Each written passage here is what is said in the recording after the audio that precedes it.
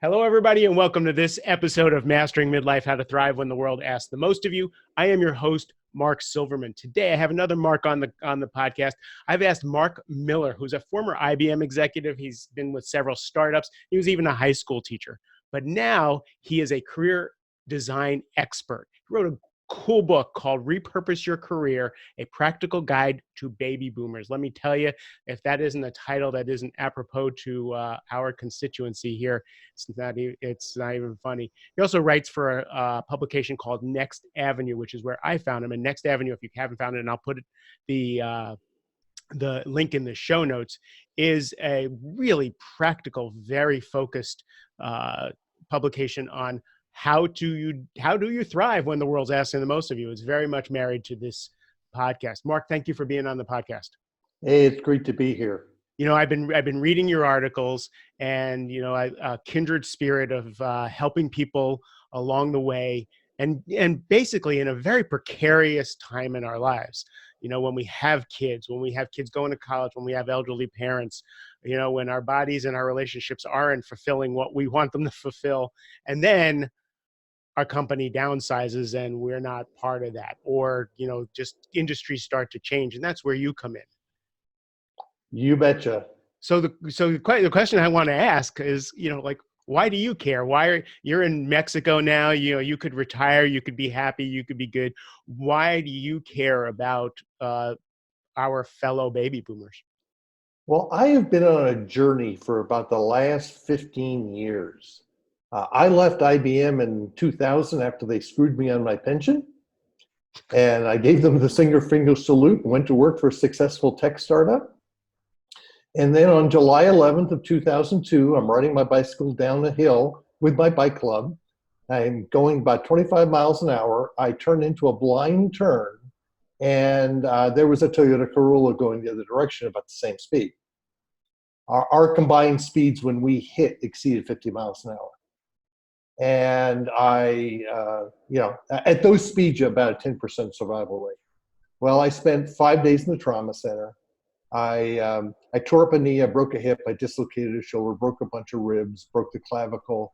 It imprints the pads that helmet my head, but I had no internal injuries and no brain injuries I'm willing to admit to. They had me walking on crutches in 3 days. I was back on a bike in 10 weeks, flying back to China in 4 months. And, by the way, I flew right smack in the middle of the SARS epidemic. And by the way, going through that at the same time, my mom was in her last year of life. My son had just graduated from high school 2 weeks before my bike accident. So he was home with me that whole summer as I was rehabbing. And we had all these great discussions like, oh, you're going to college. You can eat like crap or you can eat healthy. It's your choice. Your first college roommate, not going to be your best buddy, but you got to respect each other's privacy. And what I soon figured out was, actually 4 years later, I figured out after he graduated from the University of Dayton, because he grew up in Austin, Texas, and I wouldn't let him go to UT. He had to get out of town. He actually listened. And so if I hadn't had the bike accident, I wouldn't have had the time with him, right? And I started questioning, why the hell am I doing this? My first tech startup, Agira, network processor started out, and we were bought out by Lucent. And that, of course, Lucent imploded, for anybody who knows that history. Left us debt-free, didn't leave us rich. So I went off and taught high school math for 2 years at inner city high school. I couldn't do that and stay healthy. And then I went off and did a year of fundraising for the Jewish Community Center of Austin, and I joked being a non-Jew, being the face of a Jewish organization. Interesting. And when I came out of that, I got involved with a job club. And here we are, 2006. And I walk into Launchpad's room for a meeting, and it's filled with people that look like me. They're all in their 50s. They've all been laid off by IBM, Dell, Freescale, whoever. And they're all screwed. And I start looking around going, well, who cares about careers for baby boomers? And I found No one, because we're all going to retire. And the reality is 80% of us don't have the money to retire. And so, then when I left the J, I ended up landing at yet another tech startup. My timing is impeccable because I landed there at Life Size in December of 2007, at the beginning of the next recession. So I rode that out. And in the Great Recession, our meetings were hitting 400 every Friday for my job club that I was now serving on the board of. And it was like, wow. And that's where the concept behind Career Pivot kind of came about. The first book, which was Repurpose Your Career for Baby Boomers. The second book was Repurpose Your Career for the Second Half of Life. And of course, now I have the third edition coming out middle of September. The fact is our world has changed. As I like to say, they moved my cheese. And the many of us are not prepared for what's going to happen to us. I had Andrew Scott, who wrote the 100-Year Life, on my podcast a month or two ago, and he talks about the fact that the 75 is the new 65, because the 75-year-old today has the mortality rate of a 65-year-old of 25 years ago. Well, you've just been handed an additional 10 years to your life. What are you going to do with it? Not only what are you going to do with it, how are you going to pay for it? Yes. Yeah, I mean, and literally we started looking. We've been down here in Ajijic, Mexico for a year, and we primarily moved here for healthcare. We were paying, if I was still in Austin, Texas this year, and my wife is 64 and I'm 63, we would be spending about $20,000 in premiums on health insurance for a $10,000 deductible policy. The money doesn't make any sense. So it's a matter of, and by the way, I'm down here, we're running this call over my iPhone 6S cell phone. Right. And I can do this, and I can run my business down here. And I couldn't have done that 10 years ago. So everything is changing, and why don't we adapt with it? I love that I love that you hallmark back to, who moved my cheese, which was the first concept of, of what we do.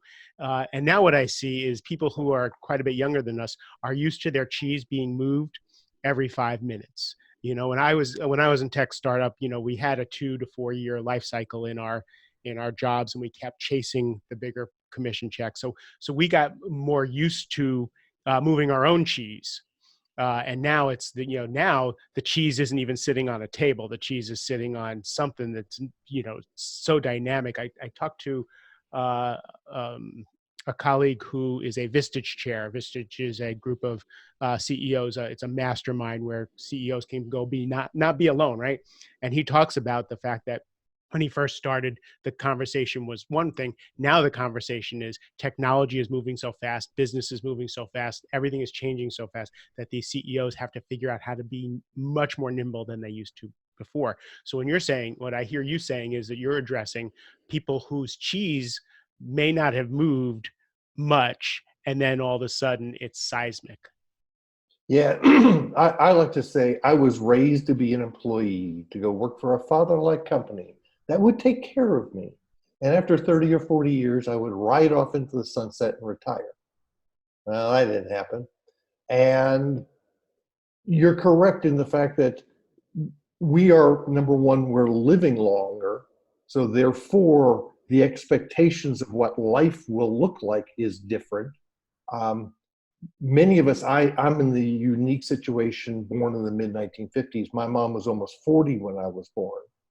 So I went through reverse parenting in my 40s rather than my 60s. Well, I run into a lot of folks who are dealing both with their aging parents, and they still have teenagers at home. So that would be me. Both my parents died, pretty unhealthy deaths while my kids were teenagers. And Yeah. it was, and again, it's the impetus for this conversation, right? Trying to figure out my own career while handling what's above me and what's below me, right? Yeah, and the other piece is there was a very good article in ProPublica here. Basically, been a bunch of research done that says if you're over 50, the odds are about 50% of those folks will be displaced out of their career before they plan, and about 90% of those will not recover. Which says that paints a pretty bleak picture if you just want to sit and say, "I'm going to ride this out." And it's, in other words, playing it safe is the new risky.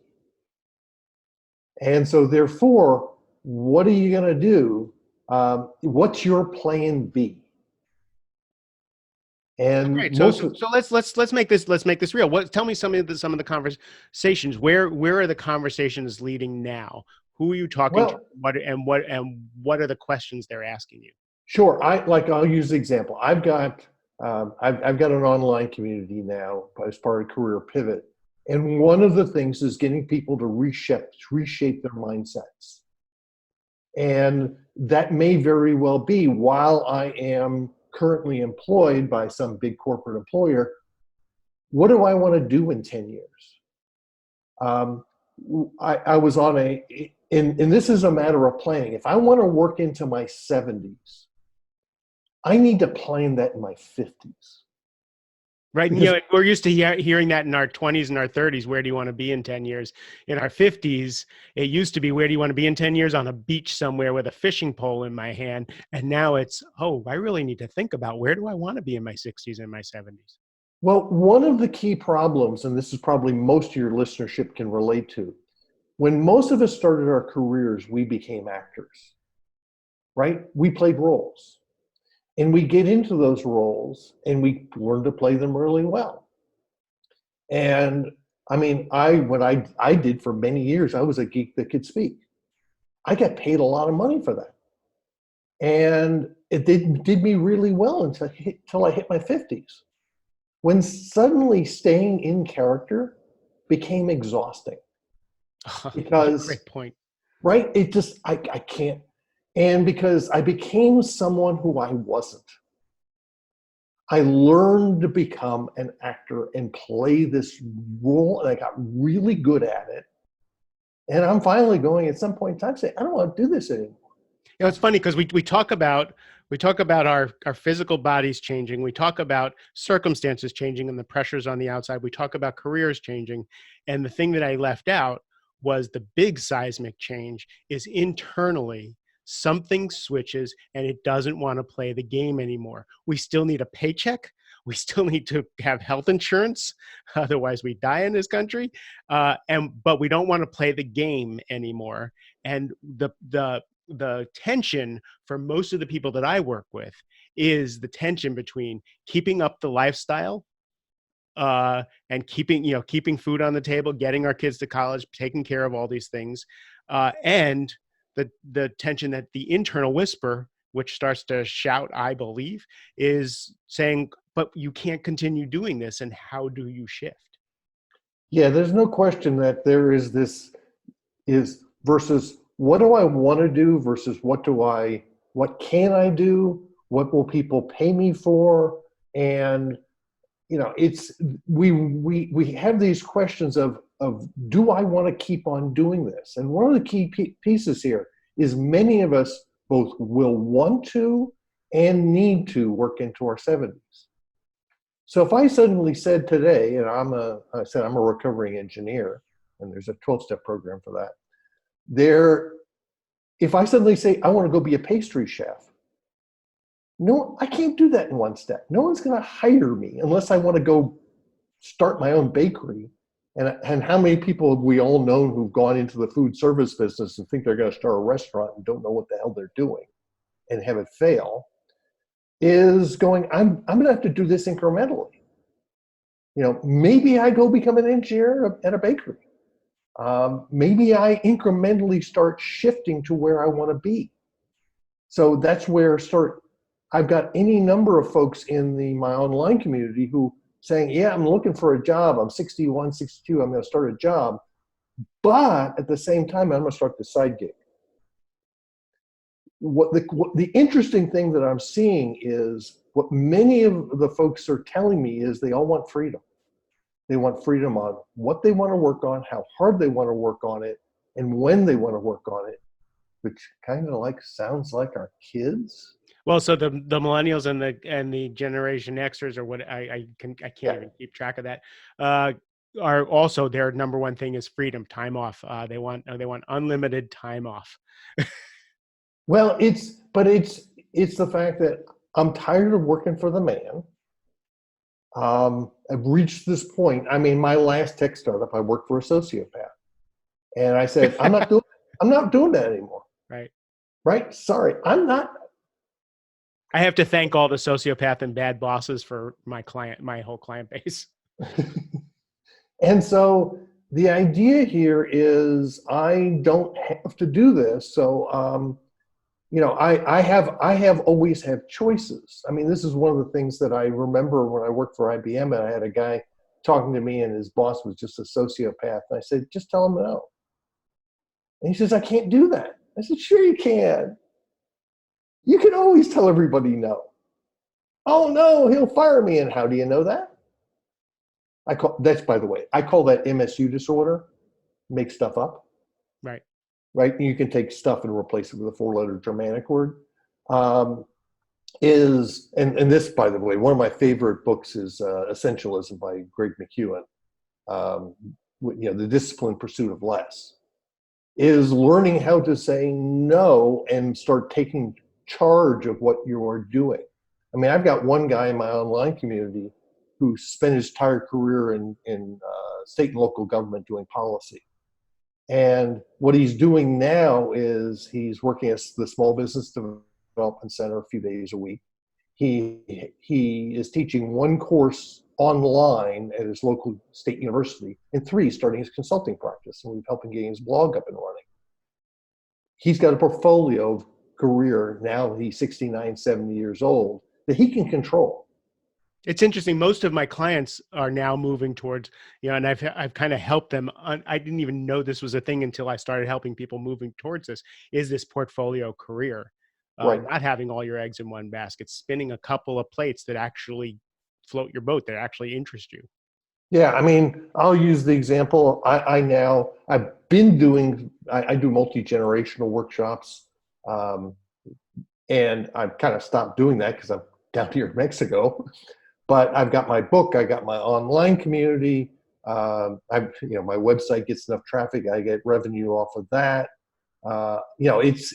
And the fact that I've reduced my lifestyle where we're living on about $30,000 a year, and I live a pretty damn good lifestyle down here.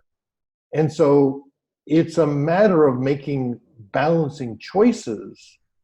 And would I have thought of doing this 10 years ago? No. It came kind of as an incremental process. And one of my goals is to get people to understand what are the opportunities, and don't make stuff up. Actually go find out and research and understand what are the possibilities. And then you can start making choices. So let's really make this real. So I'm 58 years old, and it looks like I'm about to get laid off. And I find you, and I get a consultation with you. What's the first thing you're going to point me to? Okay. The first thing I do is I have a career pivot evaluation, which really is the Berkman assessment.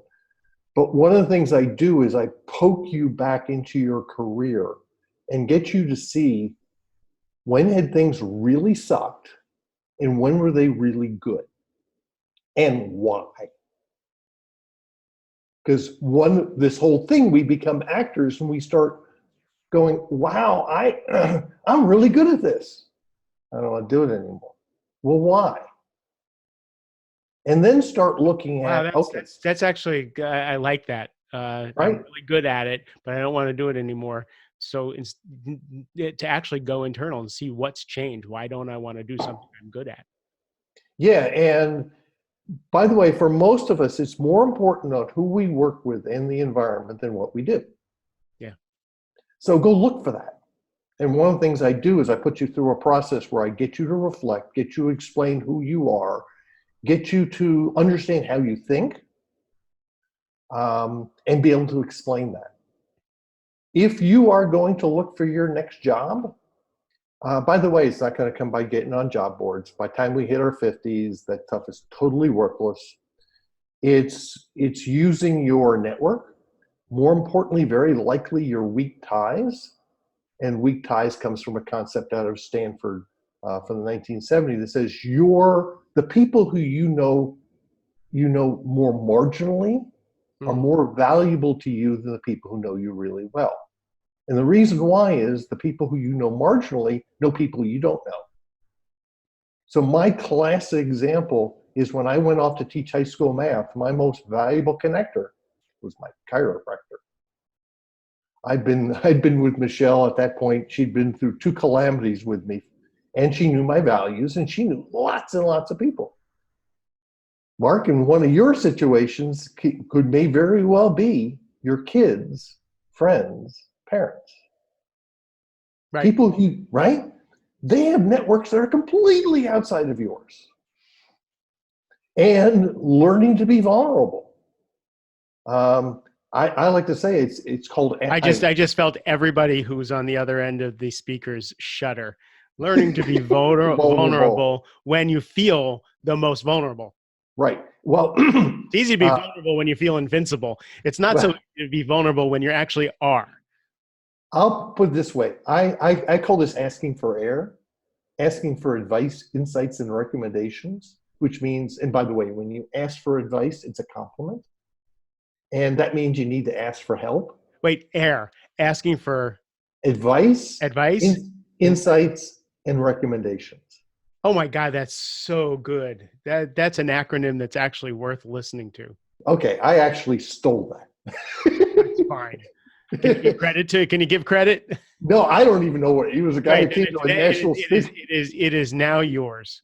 But the idea is when you walk in, you ask for advice, people won't turn you down. You know, it's a compliment. Then you ask for their insights. And the big thing is where people tend to forget is ask for their recommendations. What should I do next? What do you recommend? Who should I talk to next? Who can you introduce me to? What are my next steps? And yes, it's being vulnerable. I joke the fact that for in my online community, I help people start their own businesses and particularly around consulting. And I always have everyone go pick up the book Getting Naked, which is a Patrick Lencioni book, right, on consultative selling. It's the same thing. It's walking in being vulnerable. And at that point, you start looking at saying, what's my path forward? A number of folks are going to go say, I need to go find another job. Okay, that's fine. By the way, if you're laid off and you're unemployed, your next job will be suboptimal because somebody offers you a paycheck, you're going to take it. Right. But at the same time, what I want you to do is walking in, what are you going to get? What are you not going to get? And then how do you take care of yourself? And there's a great term out of the book Quiet by Susan Cain called restorative niches. And that is for those of us who are introverts, and by the way, I'm a closet introvert. No one knows that. It is the fact that schedule things into your day that take care of you. So I'm a big outdoors guy. One of the things I always do is I make sure and take a lot of my phone calls and do a lot of my stuff by big windows or outside. If as an introvert, if I have to go into a situation that's going to suck the life out of me, I make sure to get downtime before and after and any time in between during the thing where I just simply get the hell away from people. Yeah, and that's my dirty little secret. Right?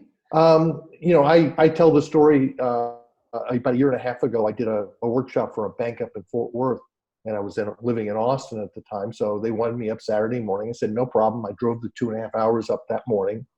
I had my sunroof open. I was listening to podcasts all the way up. I did my 2.5 hour workshop. And when they asked me, say, can you hang around? The answer was nope. I stopped at Starbucks, got my cup of coffee. I had lunch with them while I was there and got the hell out. And I make sure and bracket both at the beginning and afterwards with time away from people. And I know what restores me. So therefore, do that. I've got one former client who knows to take out her drawing pad multiple times a day. It just makes her feel better. So schedule those things in.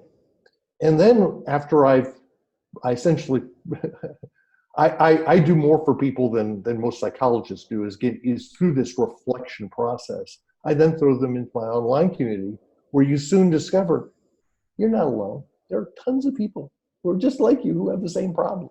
And everybody can help one another out. And we live in a society where most of us guys, we're not supposed to ask for help. We're not supposed to show that we're vulnerable. And when you suddenly discover, wow, these people, you solved what? You did what?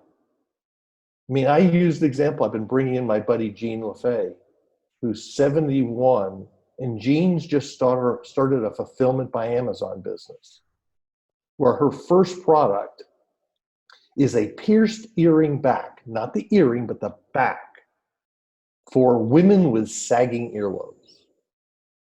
She's sourcing out of China, and she's selling it on Amazon, and now she's trying to go to her next product. And she's selling it under a new brand called Wardrobe Jazz. And it's like, what? You can do that? Really? Now, is that for everybody? No. No, that's brilliant, and it's a huge market. What a great example. Right. It's going, oh, you can do that stuff? And start realizing that, yeah, you can go off and do different stuff.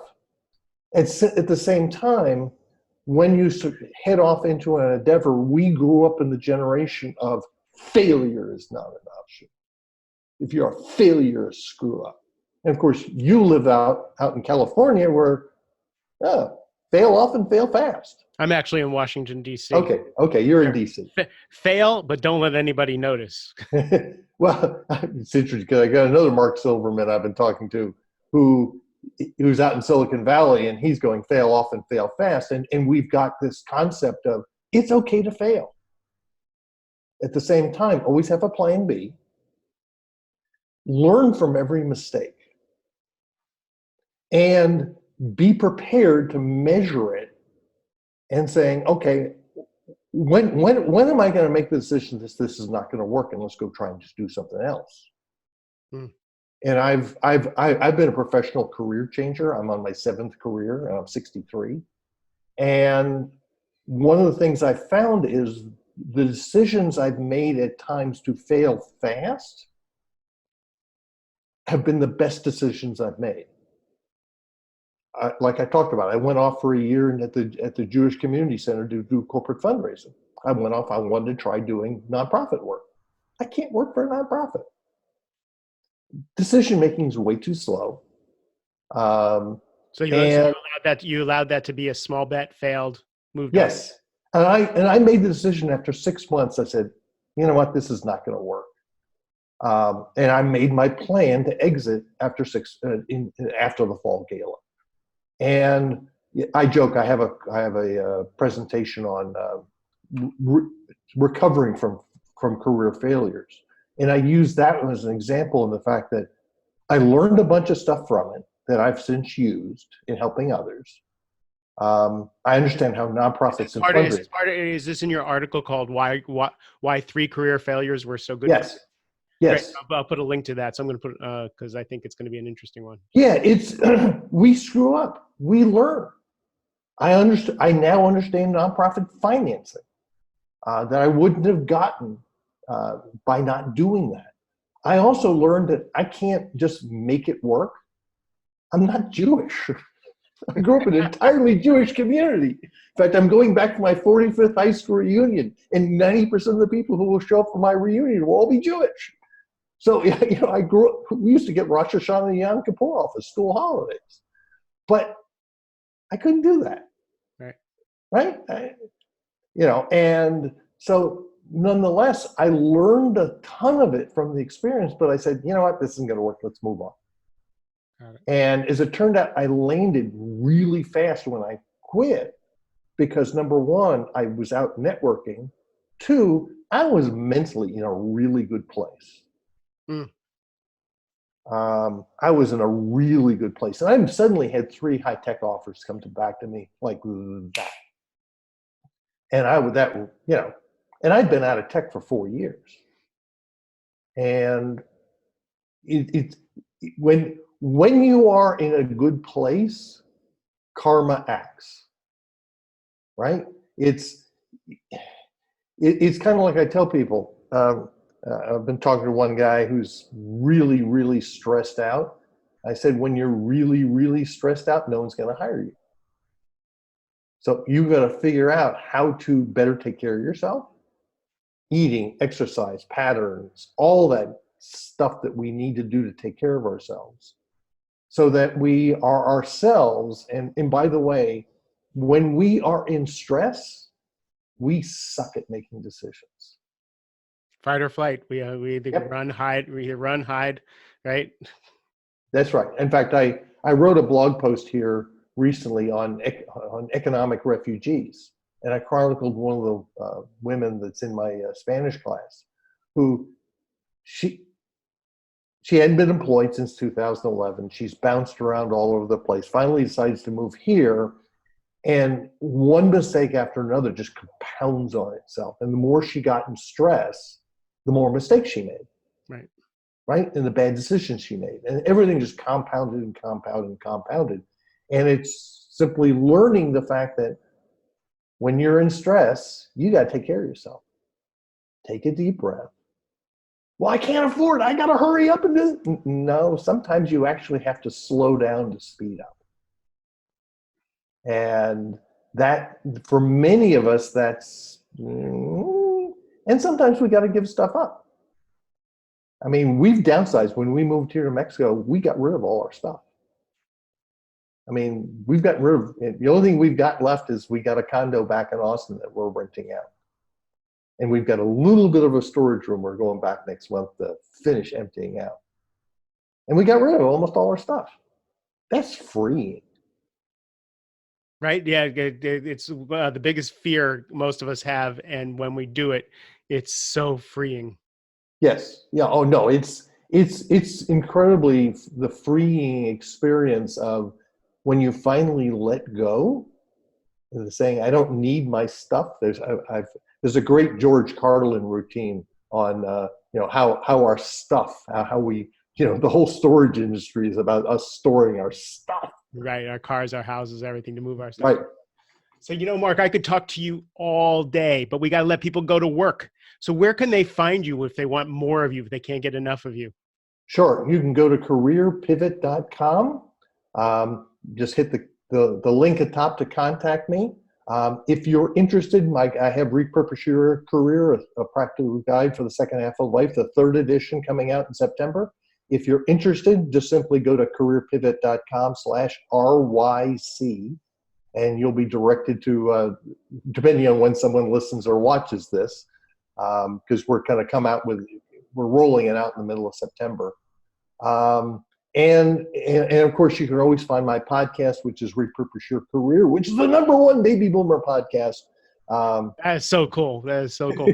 So what I'm going to do is I'm going to put all those links in the show notes so nobody remembers this, because hopefully they're all driving and they're sitting in their parking lot because they can't get out of the car until we finish. This has been really, really useful. I'm also going to put a link to all your articles on Next Avenue, because you can actually sort it, so I can actually send it so that people can just read all about you, because you share so much practical wisdom. I really appreciate what you do in the world. And I really appreciate that you and I connected, because this isn't going to be our last conversation. Cool. Well, it's been great being on your show. Marc, thank you for being here. You're welcome. To everybody else, thank you for the most precious commodity you can give me, which is your time and attention. I love you and have a great rest of the day.